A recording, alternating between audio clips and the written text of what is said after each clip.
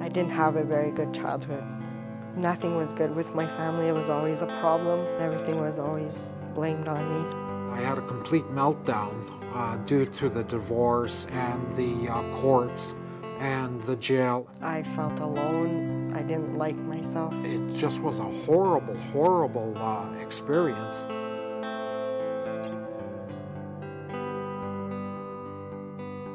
Oftentimes people come to our agency very lost. They're not sure what they're looking for. They just know that they've been given a diagnosis, a label, and now what? And many people have given up. They've given up on any type of expectations that life can be any different other than now I have a label, take my medication, and get on to some support. You won't work again, is often what people are told. So when people come to our agency, they're coming most often with those types of ideas. And we really spend time with people to help understand what do they want and how can we help you get what you want.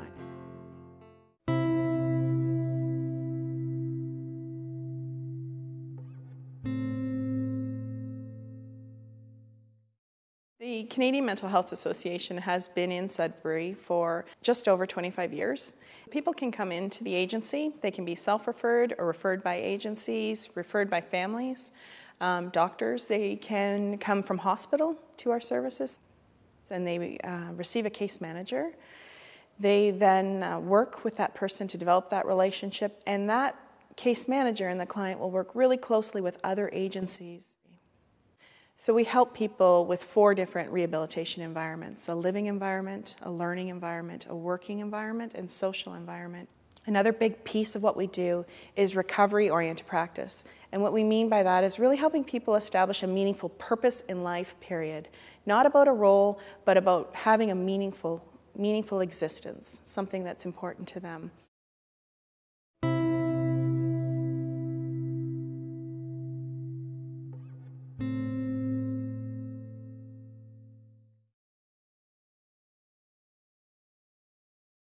Then I didn't have anything. I was kicked out of my room and board, and I moved from a room. I went to the hospital. Then the hospital I had to find an apartment. I had to find services. And when I was in the hospital, they got me connected to Canadian Mental Health. I was fortunate enough to meet Francine about 4 years ago. Francine was very warm and open right from the beginning. We seemed to click very naturally. She shared with me some of her present issues that she was struggling with, and she was very honest about being unhappy.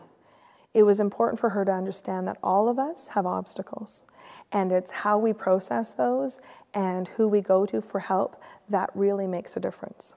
And then I started seeing Pamela on a regular basis and having a lot of meetings and talking about how I feel, how to get my emotions out, how to communicate.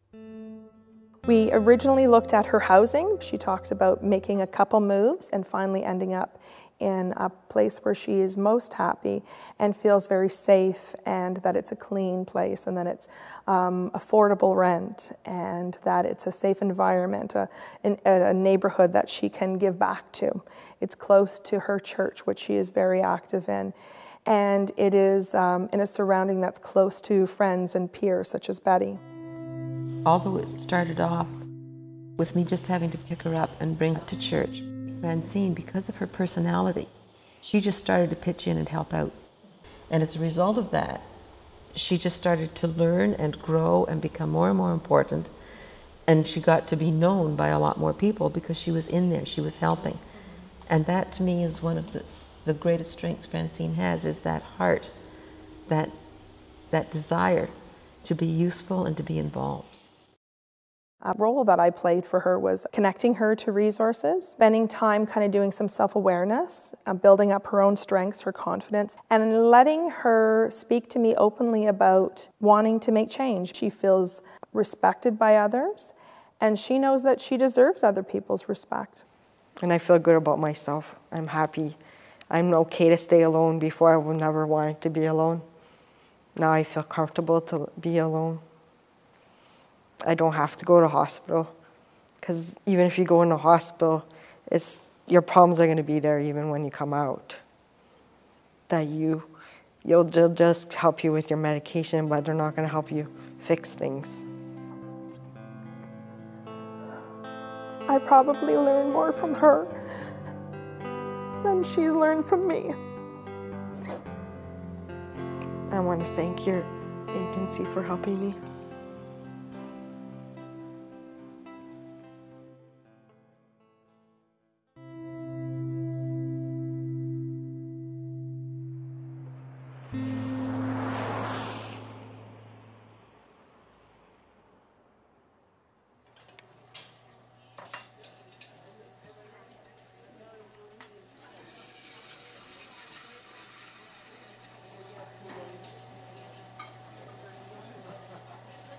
I was at the sanitarium. I had a divorce with my wife.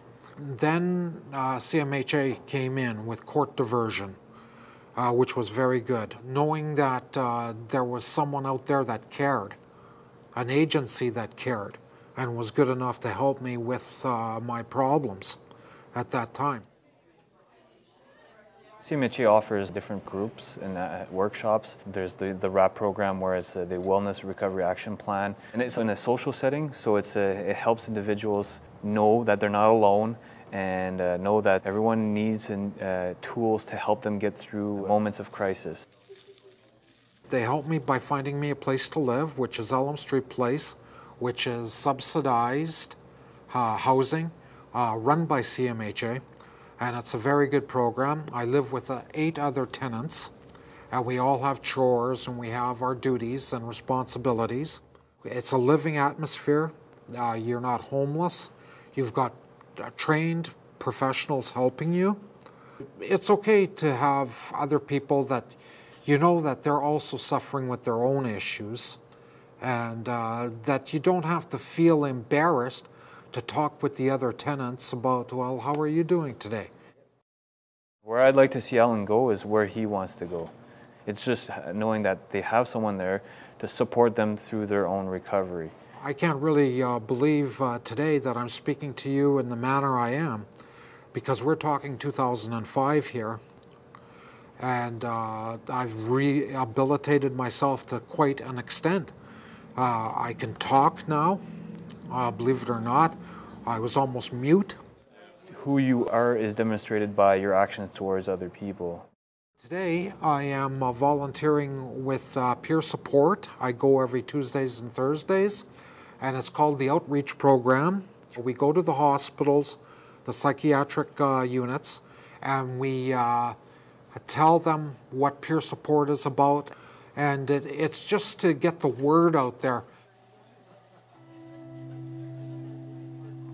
Knowing that you have family out there, as opposed to just being an individual and not having anyone to turn to.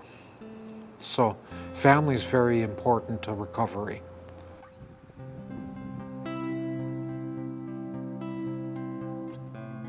You can see that recovery is possible through the lives of Francine and Alan and what they've done in achieving recovery. And we are connecting people to the services, and we're having clear conversations about roles and expectations with our partners so that ultimately the client is best served as we're working together. They don't judge you, they respect you, and they listen to you, and they won't tell you what to do. They give you the tools for you to make the decision. We truly believe that people can transition, and they do not have to be mental health patients for the rest of their lives. They can become meaningful citizens and achieve whatever they want to achieve.